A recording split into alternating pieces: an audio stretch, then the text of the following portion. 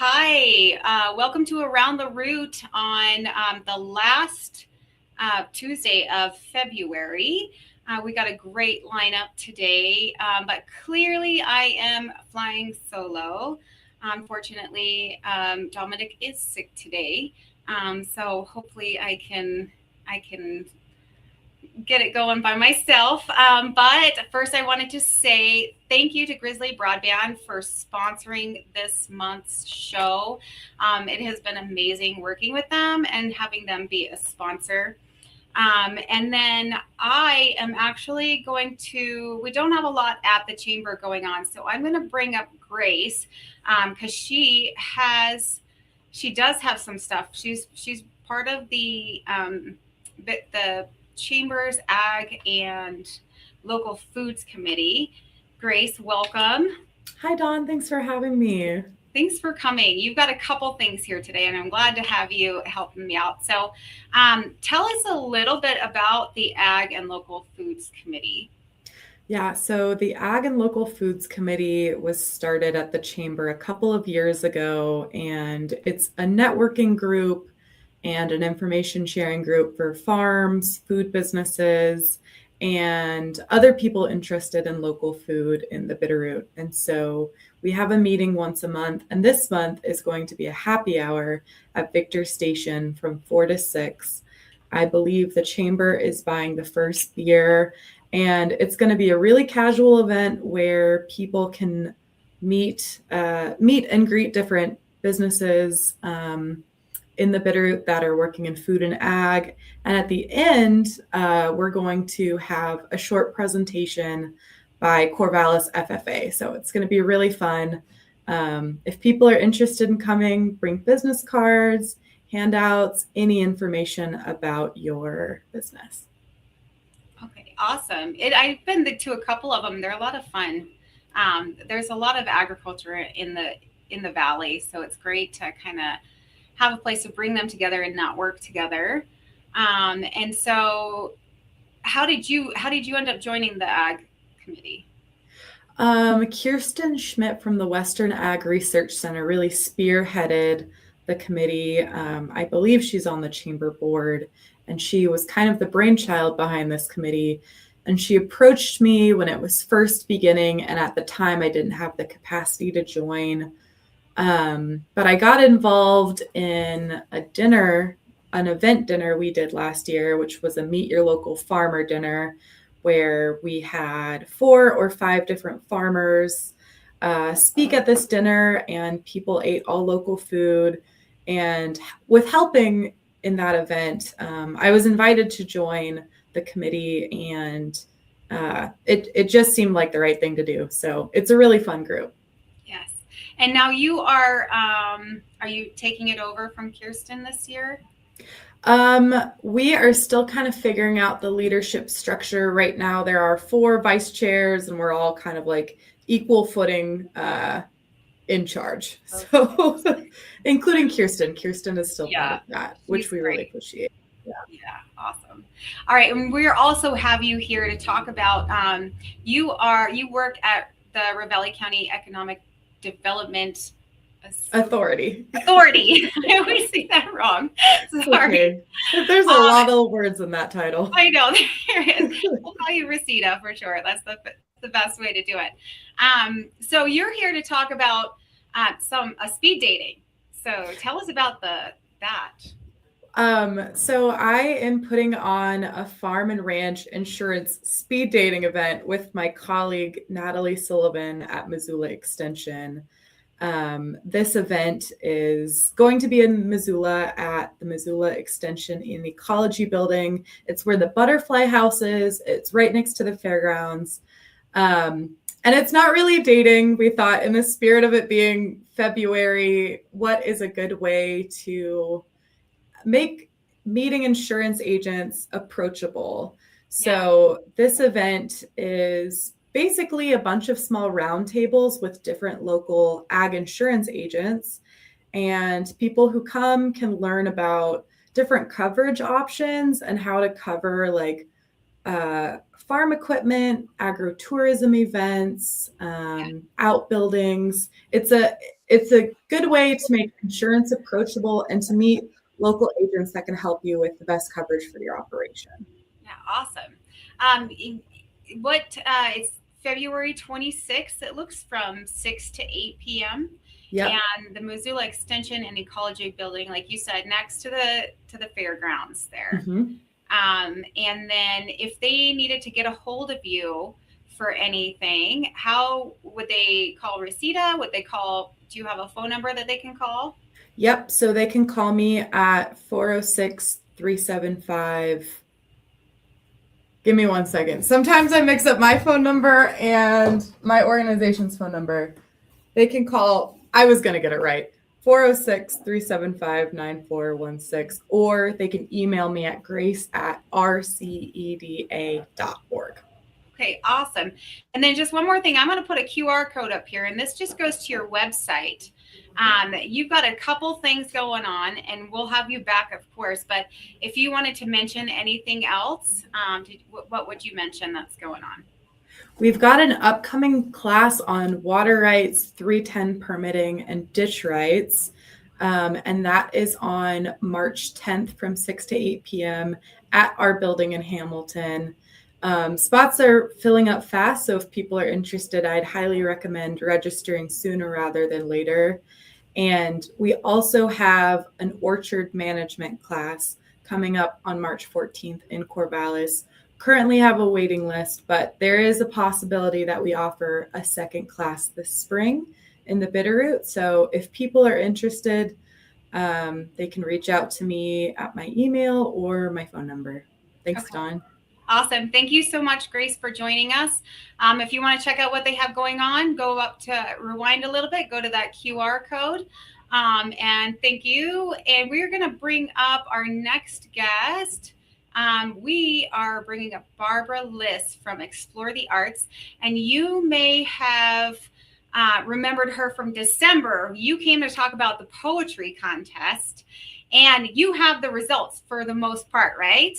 I do. And we were just going to do a first place, not knowing how many entrants we would get. And so we thought we'll just do a first place. Well, we got 55 poems submitted.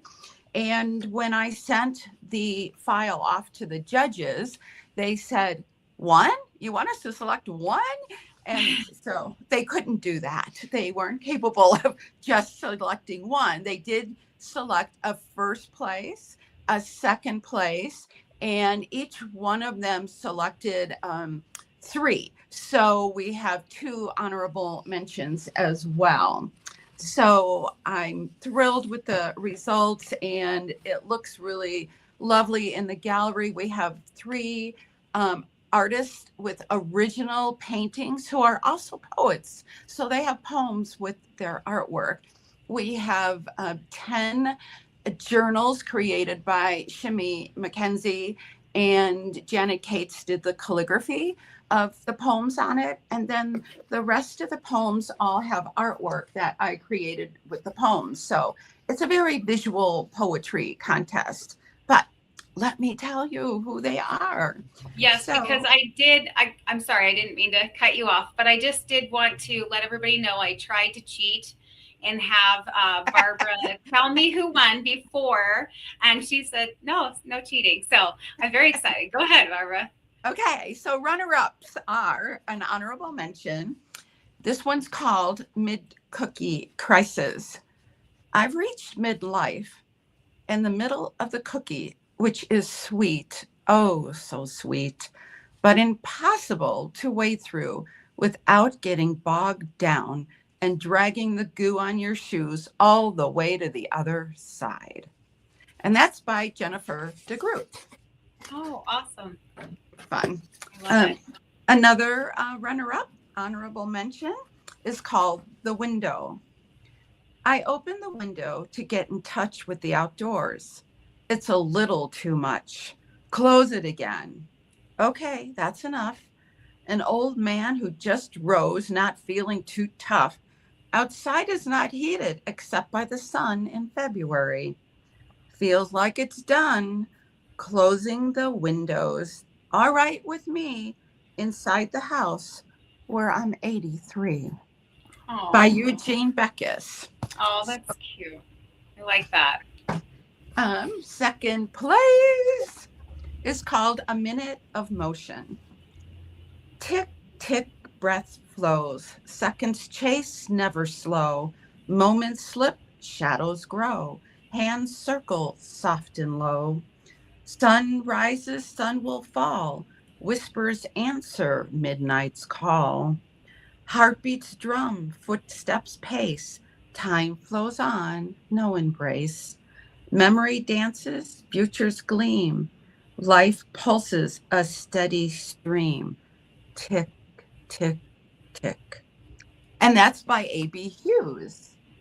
Awesome. And people wanted to know who A.B. Hughes was. These poems came by email. I said, I don't know. Is it a man or a woman? I don't know. Are they local? I don't know. That's, the ambiguity of email. So anyway, a man and a woman and a young man came in the gallery, and they're reading all the poems and was leaving, opening the door and leaving. And he turned around and said, I'm A.B. Hughes. I said, well, thank you for letting me know. Everybody's wanted to know that. 19 years old, very talented young man, and he is publishing his own book of poetry. That's awesome. So, he just lives a couple blocks away. Okay, here it is. First place, Advice from a Raspberry. Notice that when I'm ready for you, claret pop, I will come easily, without persuasion. Your fingertips will sense how I yield to their merest invitation when I'm ready. Before you tug at me, wait. Know that I'm still forming, ripening, and let me go for now. And that's by Chris Love. I love that. So, awesome. Aren't they delightful? So the contest was 60 words or less, which really worked perfectly for people to really come in and read all of these poems and vote on a people's choice. So we have lots of votes in here. I'm excited, but you can still vote until March 9th and enjoy all of these wonderful poems. So we're thrilled about that. So if you guys don't know where Explore the Arts are, Explore the Arts are. We are an R, I guess, because R is on Main Street. Go ahead, Barbara. 701 Main, on the corner of 7th and Main. So we're, like 3 to 4 blocks past where all of the other businesses are, but we're worth the walk. So we also on Tuesday, so thank you for putting me second in the lineup, because every Tuesday we have nature journaling here. And we do it here half of the year, and the other half of the year we are out and about. So you may see a group of people at fishing accesses, gardens, at the mansion with our little journals. And this is a group called Natural with Brushes. And Valerie Bayer is the host of that. And classes have been given. You probably heard about different classes she's done at Teller and Lee Metcalf and other locations, usually on site when she's giving classes. And I went to one of her classes and was just thrilled with it. And so we started hosting it in the off season, because we like it to be above 50 degrees, because it goes from 10 to 11:30. So if you're out and about for an hour and a half, it's nice to have it above 50 degrees. Yeah. So that's why half the year it's here, and the other half we're out in on locations, enjoying nature and studying it. And it's not just about drawing; it really is about really paying close attention to what we're seeing. And so there's a lot of writing, documenting what we're seeing, documenting the environment, and it's called metadata. And then also doing a sketch of what we're seeing. So awesome. Well, thank you so much for joining us. We're going to shift down Main Street here. Thanks again. We're going to go to another art exhibit place. So we're going to go to Cassens Art. Presley, welcome. And for some reason, I can't see her. She's frozen. Presley, are you there? Oh, no. Okay. So, Presley, let's have you come back out and come back in, and then we will move to Bitterroot Strikers and pull Presley in later when she comes back. Lindsay, welcome. Welcome. You were having, can you hear me now? Can Lindsay hear me? I'm not sure if you can hear me, but I cannot hear. Oh, shoot. She was having some issues. So let's have you, I'm going to type to you here in the thing. I just had sound like 30 seconds ago, and now it's gone. Oh, shoot. I'm going to have her, I'm going to tell her to just talk about the signups. So I'll just let her go to town. Thank you. I'm sorry if I'm interrupting. I'm reading the message. I can see it. And I'll just share a little bit. And as soon as you have questions, I'll try and stop and listen just by seeing your message and then share. So yes, I run Bitterroot Strikers Soccer here in Hamilton. It serves kids from all over the valley. We are based in Hamilton, but we do, serve kids from Darby through Florence right now in all of our programs. So we have winter programs running right now. We have 9 travel teams, boy-specific and girl-specific travel teams that are already practicing and preparing for spring. And we're also gearing up to host our recreation program here. It will start in April.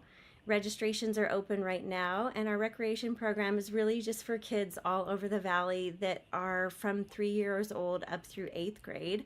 And we host a really awesome program for 3 and 4-year-olds where they just get to enter into a sport world in like a fun and creative way that teaches soccer but doesn't put stress on their shoulders. It is actually one of my favorite parts of our program because I love seeing little kids enter into the world of sport, growing in sports, growing in their own mobility and having fun with it, but not being afraid or stressed out by any extra pressure. And that's really our purpose with those youngest players. Then our program starts for the rest of our kiddos at 5 years old and goes up through 8th grade. They practice 1 to 2 times a week depending on their age, and then play games generally on Saturday morning. We have usually 300 kids in that recreation program, and it's been growing every season. We run every fall and spring. And so as you can see on that ticker below, signups are right now. You can always follow along on our Facebook or Instagram. Our website has all the information as well. And we're always looking for volunteer coaches too. We have hundreds of kids with our travel program too. We have over 400 kids in the program. This spring is what we're expecting.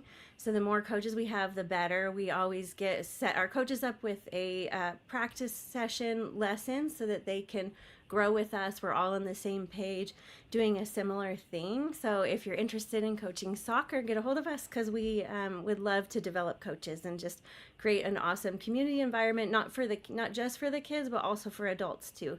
So. Awesome. Thank you so much for joining us. I'm not sure if she can hear me, but thanks for joining us. For those of you who want to, there's a QR code above her head. You can scan it and go to their website. And thank you again, Lindsay, for showing up here today. And we're going to try to circle back to Presley.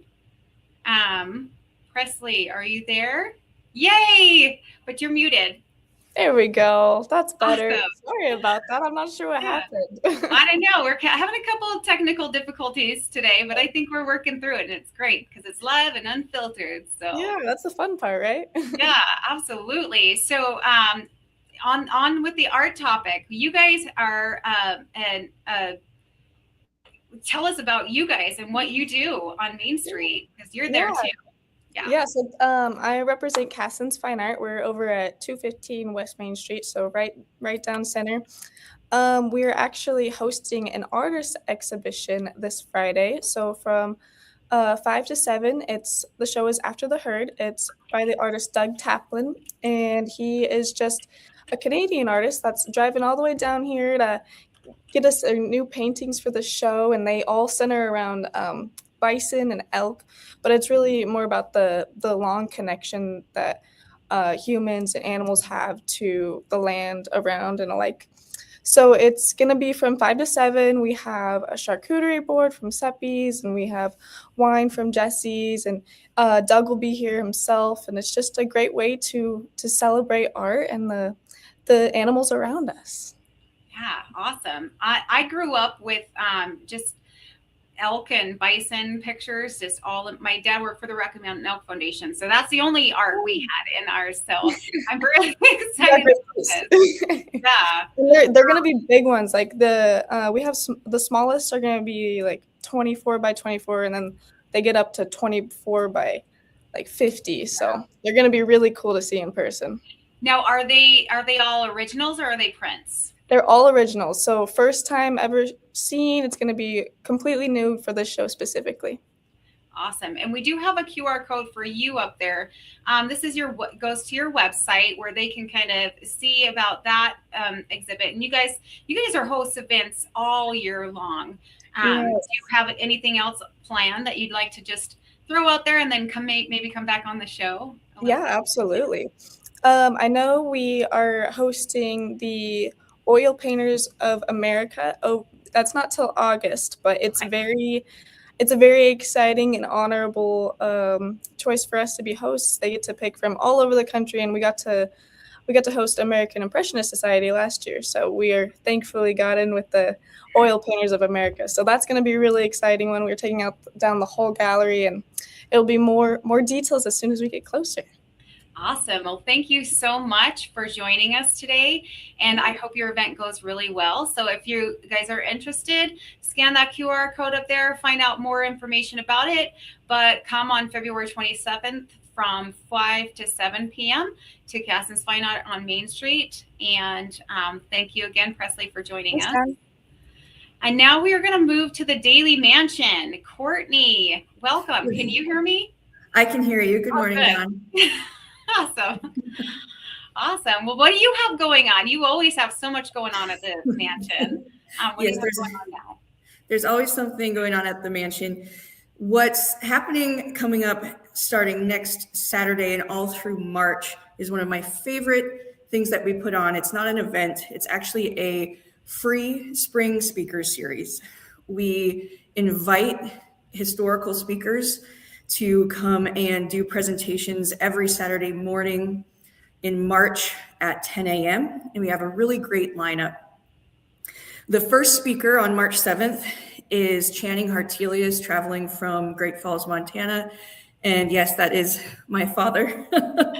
He will be speaking about George Washington. The title of his presentation is Forging Freedom, George Washington's Influence on the Declaration of Independence. Then on the 14th, we have Sophia Etier returning. She is a young historian from Missoula who focuses on really interesting Montana history topics. This year, she'll be talking about the history of Chinese restaurants and modified food pathways in Western Montana. And then on the third weekend in March, Brenda Waller, who is an author from Helena, she will be talking about James and Molly Gerard. Molly was the second daughter of the Dalys, and she's going to be talking about their lives before their marriage, also focusing on James Gerard's career as a lawyer. and a representative for Germany. And then on Saturday, March 28th, our head archive volunteer, Mo Lishka, will be giving a presentation about the Daly's staff and servants. I am really excited about all of them. I'm excited about this one because she's going to be talking about these people that had a big impact on the history here at the house that don't really get highlighted as often. She'll be talking about their chauffeur, their accountant, their head maid. And so I think that one will be really interesting as well. And then we do have a bonus speaker on April 25th. She's another Montana author. Her name is Catherine Moser. She will be presenting about her book, When Montana Outraced the East, Western Thoroughbreds from 1886 to 1900. So we cover a good gamut of history. Some are Daly focused, some are Hamilton focused, and then also the history of George Washington celebrating the 250th year of the United States. I am just so excited about this series. I'm bummed I won't be able to make it to your dad's, but I'm excited about that one. I'm wondering if you're going to record any of them or not. Yes, we will record them, and we will try to post them more promptly this year. Maybe I'll ask you to give me a little bit of a tutorial on StreamYard. Yeah. Yes, do it. All of those fascinate me. I think you and I've had this conversation about. I'm not a historian or anything like that, but I'm just fascinated by history. I used to live in Yorktown, so we would go biking on the George Washington's battlefield, like where his camp was, and so I'm super excited about this, and I can't wait to see your dad's presentation later because I'll be on vacation next week. But yeah, go ahead. Well, I was just going to remind people that these are free to attend. Cool. And we'll have some coffee, and our volunteers make really great pastries. So there will be some breakfast pastries, coffee, and we'll be hosting all of the speakers in our living room. And I haven't posted the link yet, but I'm going to do that today. If you are interested in attending, there will be a link or my email address. You can register to attend through either the link or by emailing me. It's not required, but we do like to know how many people we can look forward to seeing. And so we can get those speakers really excited and show them that there's a lot of local support for them as well. Yes, awesome. I'm very excited about this. Thank you so much for joining us, Courtney. I'm sure we'll see you again with your many events. And so I think that's it for today. Again, we have so much going on. If you have an event, you do not have to be a chamber member. If you have an event at all in the Bitterroot, you can sign up. Let's see, you can sign up on that QR code. So pause right now, scan that QR code and register to be on the show. We would love to highlight events that are happening all around the Bitterroot. And next week, I will not be here, like I mentioned.